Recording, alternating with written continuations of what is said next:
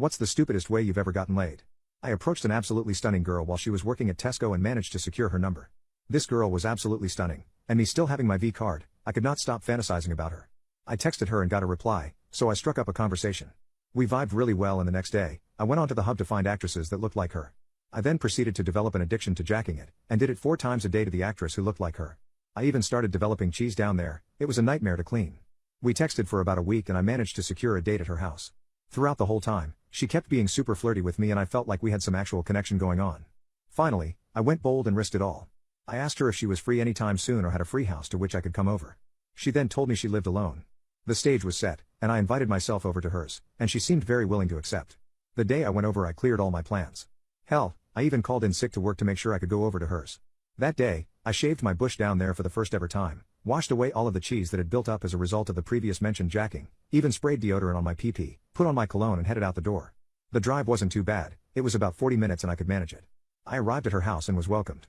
Her house was clean, she looked beautiful and she welcomed me in.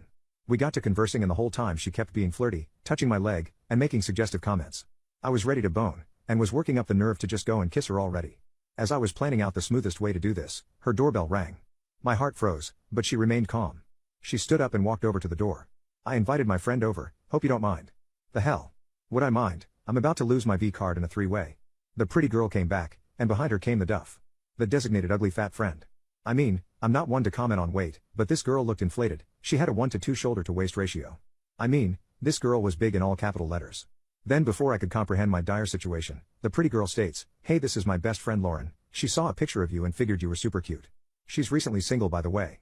I set you two up on a surprise date. I'll leave you two alone." With each sentence my heart sank deeper, and before I could respond the cute girl bolted upstairs. So here I was, me and Lauren, an absolute weapon of mass destruction. My heart actually sank when I saw what she was wearing.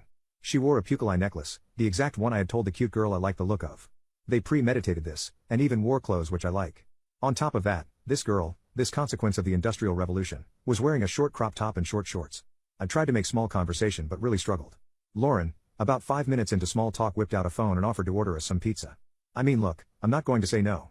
I'll entertain this whale for some pizza. She orders it and out comes another surprise, a whole liter of vodka. Screw it, I've made it this far, maybe the alcohol will make me forget this night. I have some, she has some, and I have more.